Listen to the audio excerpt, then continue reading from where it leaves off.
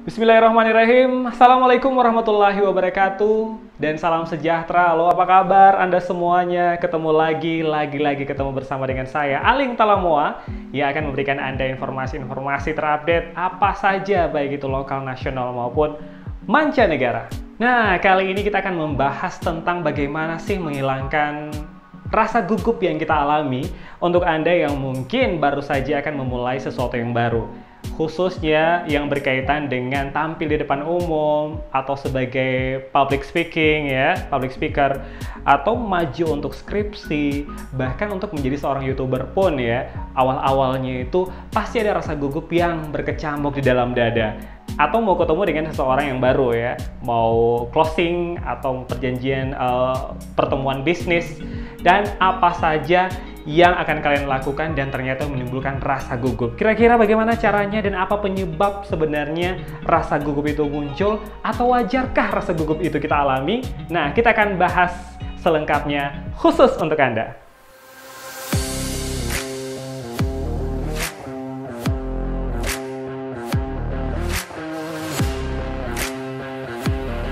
Oke, kita mulai yang pertama. Kali ini saya mau curhat masalah pribadi nih, curhat.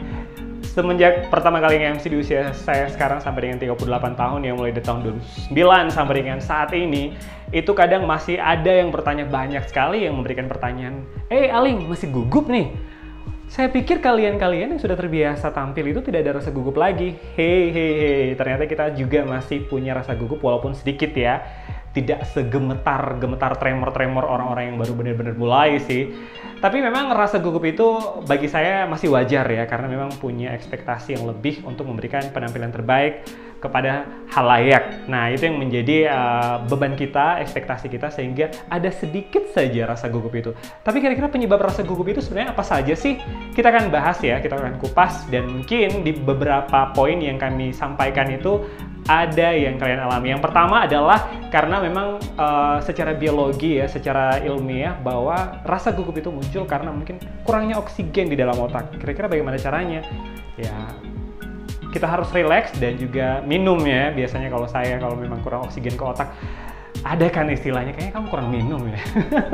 Itu mungkin kurang konsentrasi juga ya.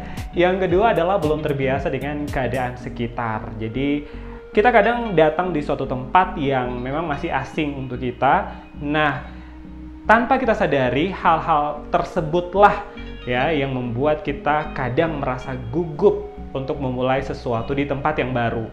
Selanjutnya kita juga disebabkan karena pikiran-pikiran negatif yang berkecamuk di dalam dada kita dan dalam otak kita. Kira-kira, waduh, jangan sampai saya salah, jangan sampai saya membuat mistake seperti ini, jangan sampai mereka kecewa.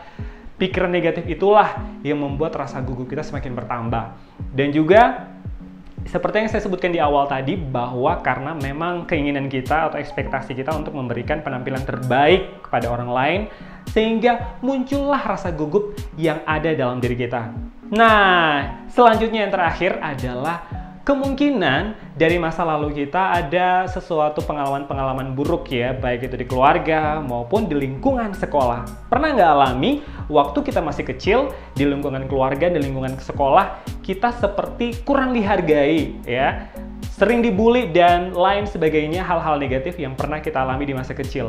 Bisa jadi itu dia yang membuat kita mengalami rasa gugup yang berlebihan di suatu momen. Karena tidak terbiasa itu, karena kita memanjakan rasa takut itu terus berada di tubuh kita. Kira-kira bagaimana cara menghilangkannya? Mengatasi rasa gugup tersebut? Nah, ini dia tips untuk Anda. Kalau saya ya, yang pertama itu kadang senam wajah. Pernah nggak senam wajah? Ada ya senam wajah.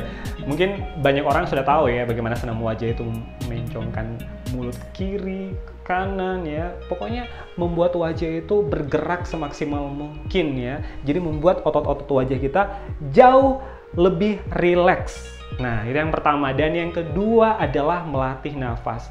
Ada dua tipe orang yang melatih nafas. Ada yang dia benar-benar membuang semua beban yang ada di otaknya dia, di badannya dia, dengan menghembuskan nafas secara kencang seperti itu. Tapi kalau saya pribadi, saya menerapkan yang namanya 5-5-5. Apa itu? Nah, 555 ini biasa diterapkan oleh mereka-mereka yang bermeditasi atau yoga ya, ada yang sampai 575. Kalau saya memilih angka 5, 3 kali. Pertama adalah menarik napas 5 detik, menahannya selama 5 detik, dan menghembuskannya selama 5 detik. Dan itu diulangi sampai dengan seluruh saraf di badan kita, di tubuh kita menjadi benar-benar rileks. Dan itu akan mengurangi ritme jantung dan akan mengirim pesan ke otak. Otak juga akan kembali memberi pesan kepada tubuh-tubuh kita bahwa saat itu kita benar-benar sudah rileks dan siap menghadapi tantangan pada saat itu. Dan selanjutnya adalah mengubah mindset atau pola pikir. Jadi kalau tadi karena kita banyak pikiran negatif, akhirnya kita harus merubahnya menjadi pikiran positif. Jadi kalau saya pribadi, saya kadang memotivasi diri saya untuk bisa menghadapi tantangan-tantangan baru ya. Jadi sebagai MC kadang kita selalu ditantang untuk ketemu dengan orang baru, ketemu dengan suasana baru, dengan jenis konsep acara-acara yang baru. Nah, dari situlah kita pikiran positif bahwa kita mampu, saya mampu ya, saya bisa untuk memberikan yang terbaik kepada klien, saya bisa memberikan penampilan terbaik kepada audiens dan siapapun yang menyaksikan penampilan saya pada saat itu. Dan selanjutnya, yang keempat adalah memperbanyak latihan. Nah, ala bisa karena biasa. Jadi karena seringnya latihan, ya, kalian bisa latihan depan cermin atau latihan di depan teman-teman kalian yang dekat. Atau mungkin kalian bisa menguji nyali kalian di acara-acara kecil yang dihadiri tidak banyak orang. Nah, dari situlah kebiasaan-kebiasaan itu akhirnya tubuh kita itu akrab dengan suasana-suasana seperti itu. Akhirnya ketika kita bertemu dengan momen-momen yang besar, momen-momen yang spesial, kita sudah tidak merasa gugup lagi karena sudah terbiasa dan juga orang-orang sekitar sangat menghargai kita. Nah, selanjutnya adalah yang kelima, persiapan. Kita harus prepare ya dengan segala sesuatu kemungkinan.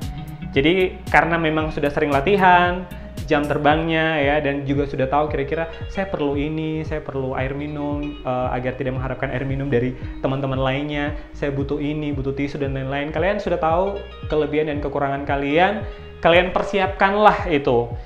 Jadi mempersiapkan diri mungkin lebih tepatnya kalian bisa datang lebih cepat ya di suatu tempat, di acara kalian akan tampil.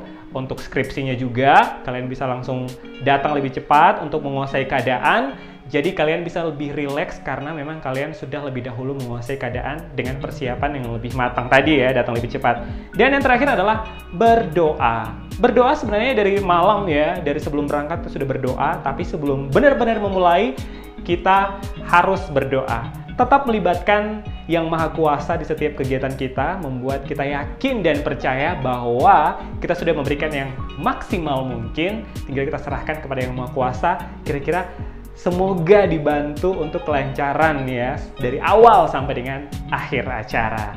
Nah, itulah penyebab dan juga tips yang kami berikan ya, penyebab rasa gugup dan juga tips untuk menghilangkan rasa gugup versi kami. Semoga informasi yang kami berikan bermanfaat untuk Anda, bisa digunakan sehari-hari dan diterapkan untuk menghilangkan rasa gugup yang selama ini selalu mengganggu Anda.